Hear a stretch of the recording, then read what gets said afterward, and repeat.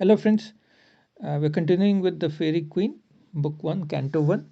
We completed 39 stanzas, and we've seen in the last few stanzas, we have seen that Archimago has called two spirits. And one spirit, whereas he has kept for himself to be used later, the other spirit he has sent to uh, the house of Morpheus, who is the god of dream and sleep, and he lives inside the earth. He lives in the deep, in the bowels of the earth. Okay, so there the spirit has gone, and now in the 40th stanza he is outside the gate of Morpheus, his house.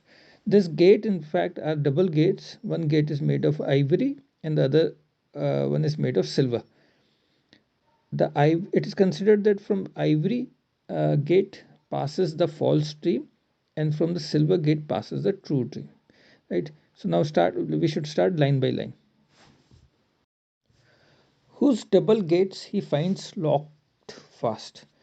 So the spirit is outside the house of Morpheus, and he finds that the double gates are locked fast, so that no one can disturb. And the double gate also ensures that no one comes inside, not that easily. The one fair framed of burnished ivory. The one gate is made up of shining ivory, that is the tusk of the elephants. The other all with silver overcast. That means from the outside the cover is that of silver. So there are two gates ensuring that there is no disturbance. And wakeful dogs before them far do lie. And wakeful means vigilant dogs. The dogs that are vigilant, in any case, they are very vigilant. Before them far do lie. So inside the gate, a little behind the gates, are the vigilant dogs, watching to banish care their enemy. Now just focus on the point that C is written capital. That means care is here personified. Who often is wont to trouble gentle sleep. Now sleep again is written in capital. That means sleep again is personified here. So sleep is sleeping, and the greatest enemy of sleep is care. Care means worry. So you must have also experienced, whenever we are a little worried, it's difficult for us to sleep. And if we are completely carefree, devoid of any worry, then we enjoy a nap, right? So again, the dogs are there vigilant because they want that the care should not enter inside the house, because here the sleep sleeps basically, or Morphos is sleeping, the god of sleep and dream. By them the spirit that pass in quietly, but the spirit passes quietly, and unto Morphos comes, and reaches to Morpheus. And as usual, because he is the king of dream and sleep, therefore he must be sleeping, whom drowned deep in drowsy fit he finds. And the spirit finds that he is drowned in deeply in sleep. So he is deeply in sleep right now, almost as a condition of fit he is. Of nothing he takes keep, or he cares of nothing. Obviously, he should not care of nothing, because if he cares, then he won't be sleeping very fast, right? And more to lull him in his slumber soft. And more means, whereas care, the care has been taken care of. That means care cannot enter the house because there are ever vigilant dogs. But still, there are other things also that lull him into sleep. To lull him in his slumber soft. The soft slumber, that soft sleep that he is doing, there are other things also to enhance his sleep. A trickling stream from high rock tumbling down. There is a trickling stream. That means there is a small brook or a stream that is falling from high rocks, and it is producing a soft sound. Ever drizzling rain upon the loft. The loft means the roof. Above the roof under which Morpheus is sleeping, above that falls drizzling rain. Now the rain is not hard rain, it is drizzling rain mixed with a murmuring wind. So wind that is flowing is not a hard wind that is flowing, but it is a murmuring wind. The two voices mix with each other, the murmuring of the wind and the drizzling rain that falls on the rooftop, and it produces a sound that is equal to the swarming bees, much like the swan of the swarming bees. The sound that the bees produce, the same sound is produced. Okay, and that enhances and that even strengthens the sleep of Morphos. So there's a very beautiful picture that has been presented here. Uh, no other noise nor people's trouble cries as still I want it annoy the walled town. So no other noise is heard here, only the soft and gentle noise as we have seen above, and the noises that are in the walled town, that are in the cities, that are very common and that disturb people, do no such voices are heard here. Might there be heard, but careless quite lies. The Q is again in capital letter, that means quite is personified here. So trouble free quiet lies here, wrapped in eternal silence, far from enemies. That again means that there is complete silence here, complete quiet here, and in this quietness lies the god of sleep and dream. That means Morphos. So and is far away from enemies. Enemies are far away. His enemy is trouble, and is far away from trouble. The messenger approaching to him spake.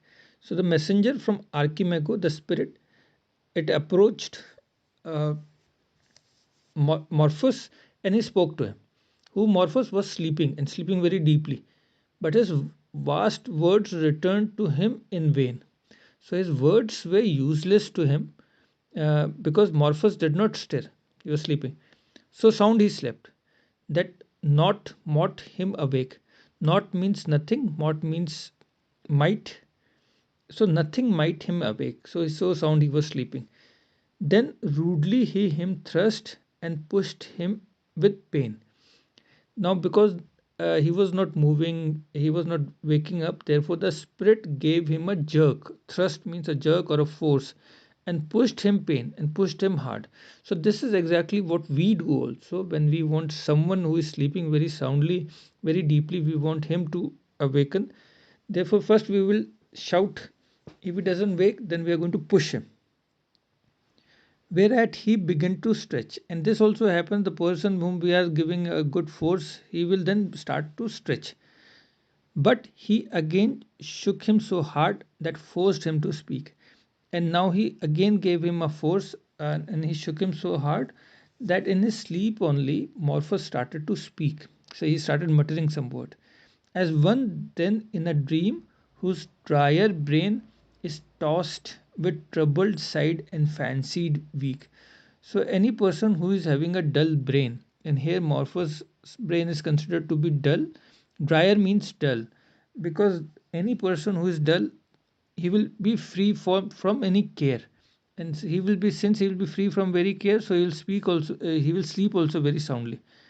Therefore, as one then in a dream, and he is dreaming, and if we start shaking him badly, then is that with troubled sight and fancied weak. So his dreams then will become very troubled dream.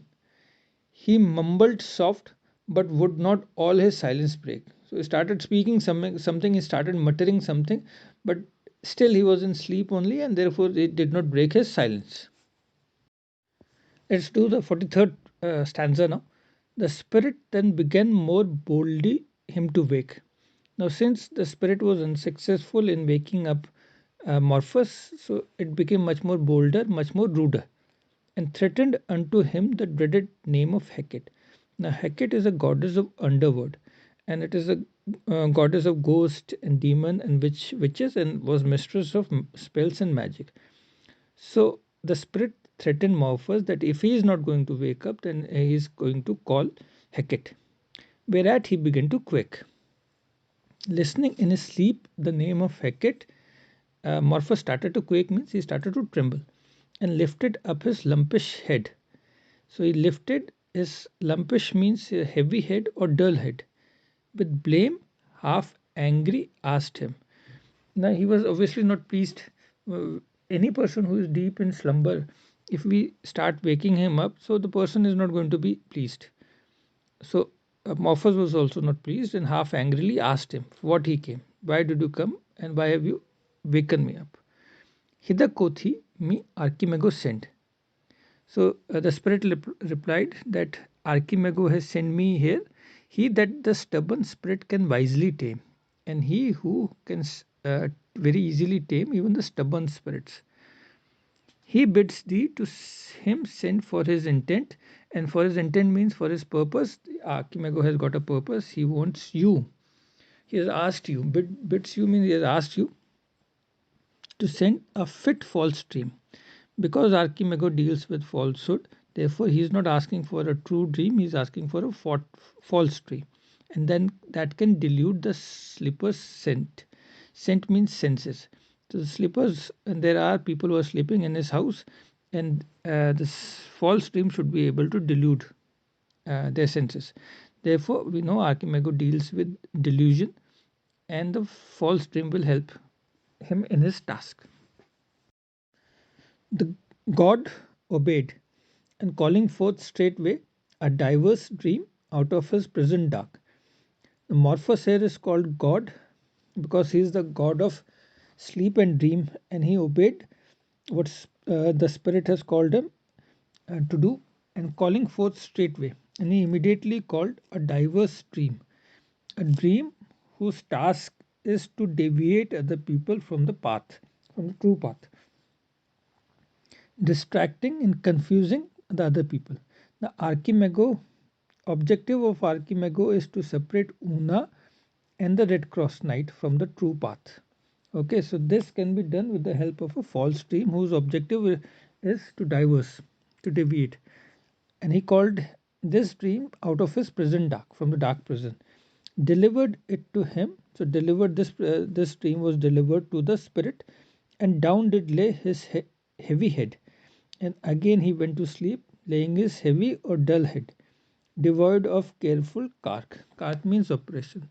So he obviously is completely devoid of any worries, and that makes him sleep better. Whose senses always straight, benumbed, and stark. So his senses were all benumbed. He did not feel anything, and therefore he sleeps. He enjoys his sleep. He back returning by the ivory door, and we know that there are two gates, one gate made of silver, the other gate made of ivory. From the silver gate passes the true dreams, while from the ivory gate passes the false dream. So he returns back from the ivory gate. Remounted up as light as cheerful lark. Lark are the birds, and they sing, and the way they fly. So spirit also remounted up in the sky, and on his little wings the dream he bore. So he was carrying this dream in his wings in haste unto his lord. And he went to his lord, that is Archimago, very hastily, where he him left afore. Afore means before. So he left him in the studies, and still he is finding. He found Archimago in the studies only. So we have finished 44 paragraphs. We'll doing the rest in the next video. Thank you.